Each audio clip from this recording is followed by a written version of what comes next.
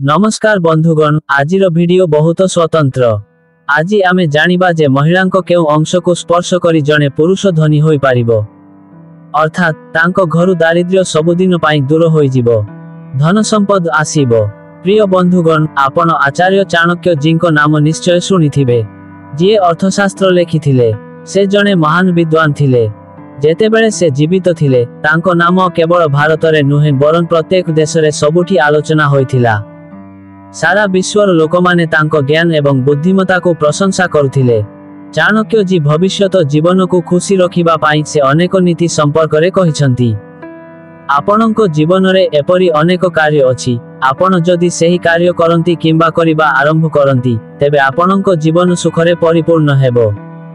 दारिद्र्य केबे आपणको पाख माडिबो नाही। आम वेदरे सकाळे उठिबा परे एपरी किछि कार्य अछि जहा पुरुष एवं महिला करिबा उचित नुहे। सकाळे उठिबा परे पुरुष एवं महिला माने जदि एही कार्य करंती, भगवान मध्य आपणको गरीब हेबारु रक्षा करि पारिबे नाही एवं एपरी घरे दारिद्र्य तार पाद विस्तार करिबो। आजिर सूचनाप्रद एही अध्याय रे मु आपणको कहिबाकू जाउछि जे सकाळे उठिबा परे केउ कार्य करिबा उचित एवं केउ कार्य करिबा उचित नुहे। विशेष करी महिलांको शरीरर केउ अंश जहार स्पर्श कले आम घरर दुख एवं दारिद्र्य को सबुदिन पाई शेष करि हेबो। सुख, धन एवं समृद्धि प्राप्त हेबो। आग को बढ़िबा पूर्वरु दयाकरी वीडियो को लाइक करंतु एवं चैनल को सब्सक्राइब करंतु। आसंतु वीडियो आरंभ करिबा। तेनु बंधुगण, सकाळे उठिबा परे जदि आपण दर्पण रे आपणको मुहं देखंती, तेबे एही कार्य को आमर शास्त्र रे बहुत अशुभ बोली विवेचना करा जाय। एहा मु नुहे, आपणको परिवारर सदस्य आपणको बड़ माने आपणको केबे ना केबे एहा कहिथिबे। जदि कौनसी पुरुष किंबा महिला सकाळे उठिबा परे दर्पण रे निज मुहं देखंती किंबा जेउ घरे भंगा दर्पण थाए किंबा भंगा दर्पण रे निज मुहं देखिले, सेही घरे एही नकारात्मक शक्ति आम जीवन को प्रभावित करिबा आरंभ करे। सेथिपाई प्रिय बंधुगण, सकाळे कौनसी पुरुष किंबा महिला निज मुहं देखिबा उचित नुहे। जदि आपणको घरे कौनसी भंगा दर्पण अछि, तेबे तुरंत ताकू घरु पिंगी दियंतु। एहा आपणको घरे नकारात्मक शक्ति विस्तार करे। सकाळे उठिबा परे जने व्यक्ति निज छाई को मध्य देखिबा उचित नुहे, कारण निज छाई व्यक्ति मध्यरे भय एवं द्वंद्व सृष्टि करे।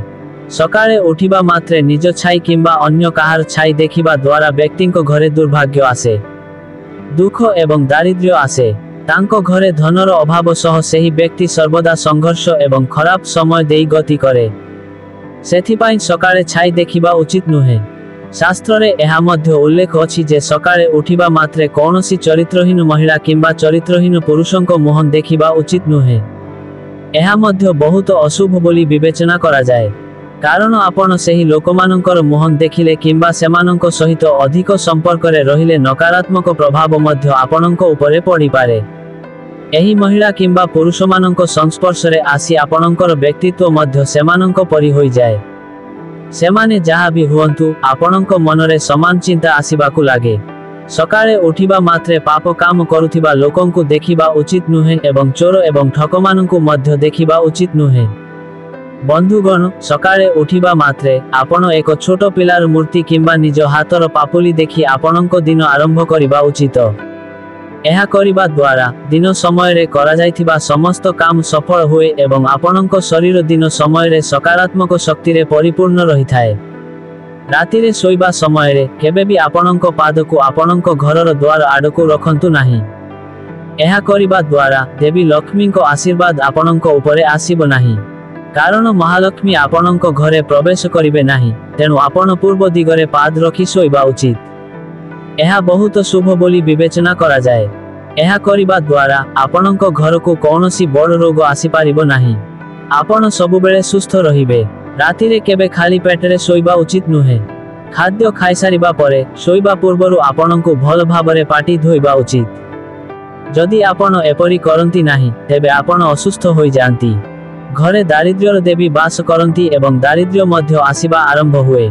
एहा मध्य कुहा जायछि जे केबे भी बिछणारे ओदा पाद रखी सोइबा उचित नुहे। जदि आपण राति रे पाद धोई दियंती, तेबे आपणंकु सेगुडीकु ठीक भाबरे सफा करी सोइबाकू जिबा उचित। जदि आपणंको पाद ओदा थाए, तेबे मां लक्ष्मी क्रोधित हुअंती। ଶୋଇବା ସମୟରେ କେବେ ବି ମୁଣ୍ଡରେ ଟୋପି ଆଦି ବାନ୍ଧିବା ଉଚିତ ନୁହେଁ ଏବଂ ରାତିରେ କେବେ ବି ଉଲଗ୍ନ ଶୋଇବା ଉଚିତ ନୁହେଁ। କିଛି ଲୋକଙ୍କର ସମ୍ପୂର୍ଣ୍ଣ ଉଲଗ୍ନ ଶୋଇବାର ଅଭ୍ୟାସ ଥାଏ। ଏହା କରିବା ଦ୍ୱାରା ଆପଣଙ୍କ ଘରେ ଦାରିଦ୍ର୍ୟ ଆସେ ଏବଂ ଆପଣଙ୍କ ଘରୁ ଭଲ ଶକ୍ତି ବାହାରିଯାଏ। ନକାରାତ୍ମକ ଶକ୍ତି ଆପଣଙ୍କ ଘରେ ପ୍ରବେଶ କରେ। ଏଥର ଜାଣିବା ଯେ ମହିଳାଙ୍କ କେଉଁ ଅଂଶକୁ ସ୍ପର୍ଶ କରି ଜଣେ ପୁରୁଷ ଧନୀ ହୋଇପାରିବ। ଆପଣମାନେ ସମସ୍ତେ ଜାଣିଥିବେ, ଆମ ହିନ୍ଦୁ ଧର୍ମରେ, ବେଦରେ, ଭାରତର ମହିଳାଙ୍କୁ ମାତା ବୋଲି କୁହାଯାଏ। ଆମ ଦେଶର ପ୍ରତ୍ୟେକ ମହିଳାଙ୍କୁ ଦେବୀର ମାନ୍ୟତା ଦିଆଯାଇଛି। ମା ଓ ଭଉଣୀ ହେଉଛନ୍ତି ମାତା ଲକ୍ଷ୍ମୀ, ମାତା ସରସ୍ୱତୀ ଓ ମାତା ପାର୍ବତୀଙ୍କ ସ୍ୱରୂପ। ମହିଳାମାନେ ହିଁ ନିଜ ବଂଶକୁ ଗୌରବ ଦିଅନ୍ତି। କେତେବେଳେ ସେ ଜନ୍ମ ଦେଉଥିବା ମାତା, କେତେବେଳେ ସେ କାହାର ବୋହୂ, କେତେବେଳେ ସେ କାହାର ଜୀବନସାଥୀ, ସେ କାହାର ସ୍ତ୍ରୀ। ଜଣେ ମହିଳା ପ୍ରତ୍ୟେକ ମୁହୂର୍ତ୍ତରେ ଘରେ ଖୁସି ଆଣେ। ଏହି କାରଣରୁ ଆମ ଦେଶରେ ମାତା ଏବଂ ଭଉଣୀମାନଙ୍କୁ ମାତା ଲକ୍ଷ୍ମୀର ମାନ୍ୟତା ଦିଆଯାଇଛି। କେବଳ ଜଣେ ମାତା ଯାହାଙ୍କ କାନ୍ଧରେ ସମଗ୍ର ଘରର ବୋଝ ଥାଏ। କେବଳ ମହିଳାମାନେ ହିଁ ନିଜ ଘରକୁ ସ୍ୱର୍ଗ କରନ୍ତି ଏବଂ କେବଳ ମହିଳାମାନେ ହିଁ ନିଜ ଘର ଚଳାଇ ପାରନ୍ତି।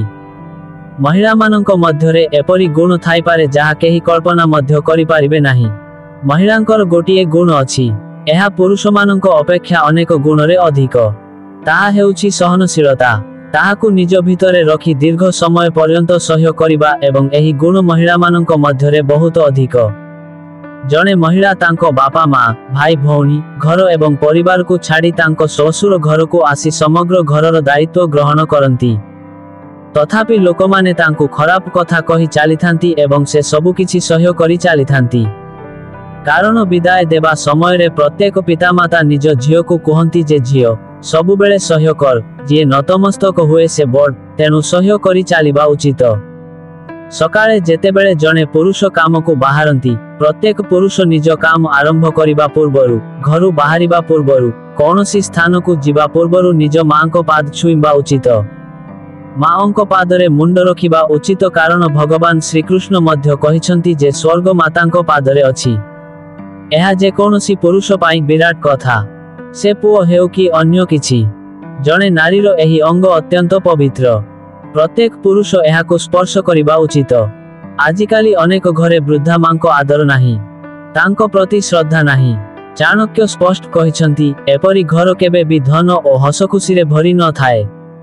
ନାରୀ ଓ ମାତାଙ୍କୁ ହତାଦର ଓ ଅତ୍ୟାଚାରୀ ପୁରୁଷ କେବେ ବି ଖୁସି ହୋଇପାରେ ନାହିଁ। ସେ ଘର ମଧ୍ୟ ନର୍କ ହୁଏ। ଏଭଳି ପୁରୁଷ ନିଜ କୃତ କର୍ମ ଭୋଗିବା ଥୟ।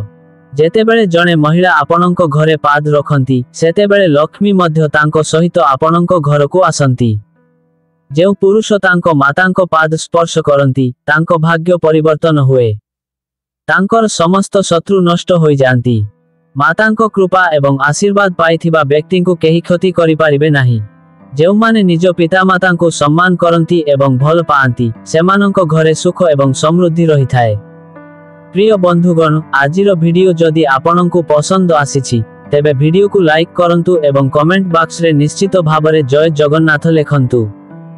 ସୁସ୍ଥ ରୁହନ୍ତୁ, ସୁରକ୍ଷିତ ରୁହନ୍ତୁ। ଧନ୍ୟବାଦ।